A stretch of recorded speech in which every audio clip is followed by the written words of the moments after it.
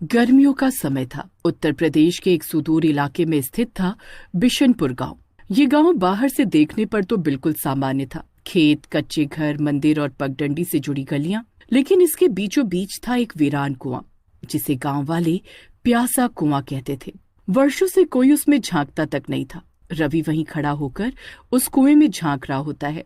तभी वहां एक बुजुर्ग आता है। ए लड़के, क्या झांक रहा है अंदर? रवि डर जाता है। कुछ नहीं बाबा, बस ऐसे ही। चल भाग यहाँ से, और कभी इधर आना भी मत। तभी वहां गांव में आई नई नई टीचर जा रही होती है। क्या हुआ बाबा? क्यों बच्चे पर गुस्सा कर रहे हो? क्या किया उसने? अरे कुएं में झांक रहा है। कितनी बार मना किया, कुएं में मत देखो, फिर भी। अच्छा हाँ, गिर सकता था वो। गिरने की बात नहीं है बेटा। कहते हैं कि जब भी कोई उस कुएं के पास प्यासा जाता है तो कोई सफेद कपड़ों में लिपटा बूढ़ा आदमी उसके सामने आ खड़ा होता है और कहता है, पानी पियोगे? और अगर कोई हाँ कह दे तो वो दोबारा कभी दिखता ही नहीं। इस बात को मजाक मान रही हो? बनाओ, मजाक बनाओ। जब एक दिन कुछ होगा तो मुझे मत कहना बताया ही नहीं। बुजुर्ग ये बोलते हुए वहां से चले गए। अरे लेकिन मैंने तो कुछ कहा ही नहीं है। कमाल है यहाँ के लोग भी। फिर एक दिन अचानक ही रविंद्र नाम का लड़का गायब हो गया। रविंद्र गांव के ही स्कूल में पढ़ने वाला होशियार बच्चा था। एक दिन दोपहर में क्रिकेट खेलते हुए प्यास लगने पर वो खेतों से होते हुए प्यासा कुआं की तरफ चला गया। उसके दोस्तों ने उसे जाते देखा था। उन्होंने उसकी आवाज भी सुनी थी, पर वो कभी वापस नहीं आया।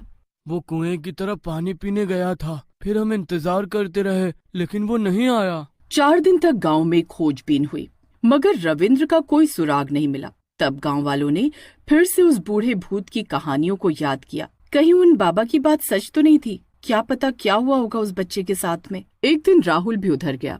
मम्मी तो मना करती है, लेकिन अभी घर बहुत दूर है और प्यास भी लगी है। बस एक बार पानी पी लेता हूँ, कुछ भी नहीं होगा। लेकिन उसके बाद राहुल भी नहीं लौटा। इसके बाद घटनाएं तेज हो गई। 1 महीने के भीतर 3 और लोग गायब हो गए। हर किसी ने गायब होने से पहले पानी की बात कही थी। मैंने कहा था, लेकिन मेरी यहाँ सुनता ही कौन है? गांव में हलचल मच गई। लोग कुएं के पास जाना तो दूर, उसका नाम लेने से भी डरने लगे। बच्चे डर के मारे शाम से पहले ही घर लौट आते। स्कूल बंद हो गया और हर शख्स किसी अनहोनी की आशंका में जीने लगा। बिशनपुर में गर्मियों की छुट्टियों में एक नया लड़का आया, अर्जुन, जो लखनऊ का रहने वाला था। वो अपने मामा के यहाँ गर्मियां बिताने आया था। अर्जुन साहसी था, शहरी लड़का था और डर की कहानियों को सिर्फ मनगढ़ंत किस्से मानता था। जब उसने गांव में रविंद्र और अन्य लोगों के गायब होने की बात सुनी तो उसकी रुचि बढ़ी। उसने मामा से पूछा, मामा, ये सब लोग कुएं के पास क्यों गए थे और वहाँ क्या खास है? मामा ने गुस्से में कहा, उस कुएं के बारे में मत पूछ अर्जुन। वो जगह अब शगुनी है। जो वहाँ गया वापस नहीं आया। पर अर्जुन को अब और भी ज्यादा जानना था। अर्जुन ने एक रात अपने दोस्त दीपक और छोटू के साथ तय किया कि वे कुएं तक जाएंगे और सच्चाई जानेंगे, और रात 11 बजे चुपचाप घर से निकले। खेत पार करते हुए वे कुएं के पास पहुंचे। यहाँ तो कोई नहीं है। कुएं के पास हवा अचानक ठंडी हो गई। चारों तरफ सन्नाटा था, जैसे कुछ देख रहा हो। तभी अर्जुन ने देखा, एक बूढ़ा आदमी सफेद धोती कुर्ता पहने कुएं के पास खड़ा था। उसने धीमी आवाज में कहा, पानी पियोगे? अर्जुन और उसके दोस्त स्तब्ध रह गए। दीपक और छोटू तो डर के मारे उल्टे पांव भाग गए, मगर अर्जुन कुछ पल वहीं खड़ा रहा। लेकिन जैसे ही बूढ़े ने उसकी ओर एक और कदम बढ़ाया, अर्जुन की हिम्मत जवाब दे गई और वो भी भाग निकला। सुबह गांव में खबर फैल गई कि अर्जुन और उसके दोस्त कुएं तक गए थे। सभी घरों में डर और नाराजगी थी। अर्जुन के मामा ने उसे बहुत डांटा, पर अर्जुन डरने वाला नहीं था। वो अब जान चुका था कि वो भूत असली था। मगर वो कौन था? वो पानी ही क्यों पिलाता था? और जो लोग पानी पीते हैं वे कहाँ जाते हैं? उसने तय किया कि अब वो पीछे नहीं हटेगा। अर्जुन अपने मामा के घर में एक दिन पुरानी चीजें खोज रहा था। छत पर रखी एक लोहे की संदूकची में उसे एक फटी पुरानी, उस पर लिखा था, बिशनपुर जल सेवक, सन 1947। डायरी का पहला पन्ना पढ़ते ही अर्जुन की रूह कांप गई। उसमें लिखा था, मुझे पानी पिलाना अच्छा लगता है। गर्मियों में हर राहगीर को पानी देना मेरा धर्म है। पर एक दिन मैंने पानी में गलती से कुछ ऐसा मिला दिया जिससे रामलाल की बेटी नहीं बची। अब लोग मुझसे डरने लगे हैं। अच्छा, तो ये बात है। उसने भागकर अपने दोस्त दीपक को भी बताया। क्या सच में? गांव वालों ने लक्ष्मी चंद को जहर देने का दोषी मानते हुए उसे पीट पीट कर मार डाला। गुस्से में उसे कुएं में फेंक दिया गया। उस दिन के बाद वो कुआं प्यासा कुआं कहलाने लगा। और क्या लिखा था उसमें? डायरी में आखिरी पंक्तियां थी। उसमें लिखा था, मैं मर गया हूँ पर मेरी आत्मा प्यासों को पानी देने अब भी आती है, पर जो पिए वो मेरे साथ चला जाता है। अर्जुन ने ये बात अपने मामा को बताई। पहले तो वो आश्चर्यचकित हो गए कि ये डायरी पहले उन्हें क्यों नहीं मिली। यह सिर्फ आत्मा नहीं, एक अधूरी आत्मा है जिसे समाज ने मार दिया, पर उसका कर्म अधूरा रह गया। खैर, हमें इससे दूर ही रहना चाहिए। लेकिन अर्जुन ने तो योजना बना ली थी। अगली रात पूर्णिमा की थी। वो उस रात कुएं पर लक्ष्मीचंद की डायरी और चंद फूल चढ़ाकर उसकी आत्मा से बात करने जाएगा, परंतु वो पानी नहीं पिएगा, चाहे कुछ हो जाए। वो जानना चाहता था, क्या भूत सिर्फ पानी पिलाना चाहता है या उसके पीछे कोई और अंधेरा रहस्य है? वो डायरी, फूल और गंगा जल लेकर चुपचाप कुएं की ओर बढ़ा। कुएं के पास पहुंचते ही उसे हल्की सी सिसकियों की आवाज सुनाई दी।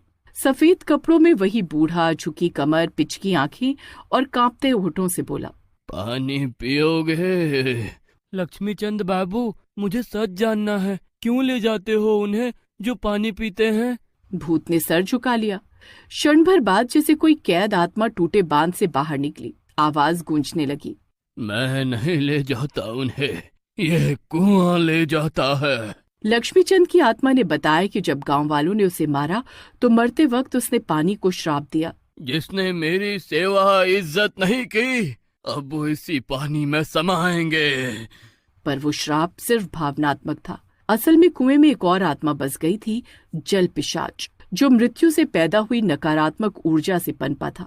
अब जब भी कोई व्यक्ति हाँ कहता, लक्ष्मीचंद तो बस पानी देता, लेकिन असली हमला कुएं के भीतर से आता। पिशाच की आत्मा उसे खींच लेती। तो मतलब आप लोगों को नहीं मारते हो? नहीं, मैं तो बस पानी पिलाता हूँ, मारता तो ये कुआं है सबको। अर्जुन ने फैसला किया कि अब ये खेल खत्म करना होगा। उसने गंगा जल कुएं में छिड़का और लक्ष्मीचंद की डायरी को अग्नि में समर्पित कर दिया। तभी आसमान में गड़गड़ाहट हुई और कुएं से एक आकृति निकली। यही है वो जल पिशाच। अर्जुन ने शुद्ध मंत्रों का जाप शुरू किया जो उसने एक तांत्रिक से सीखा था। पिशाच तड़पने लगा और तभी लक्ष्मीचंद की आत्मा ने अर्जुन की आंखों में देखकर कहा, अब समय है मुझे जाने का। धन्यवाद बच्चे। एक तेज रोशनी हुई। भूत, जल पिशाच, कुआं सब शांत हो गया था। सबको पता चला तो सुबह गांव वाले देखकर हैरान रह गए। प्यासा कुआं सूख गया था। लोगों को समझ नहीं आया, मगर अर्जुन जानता था कि जल पिशाच अब नहीं रहा। बेटा, तुम ठीक है ना?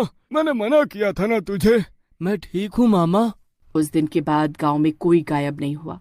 मवेशी लौट आए। रविंद्र, सूरज और अन्य जो गायब हुए थे उनके बारे में कोई सुराग नहीं मिला, मगर गांव वालों ने मान लिया कि ये सब श्राप के कारण हुआ था।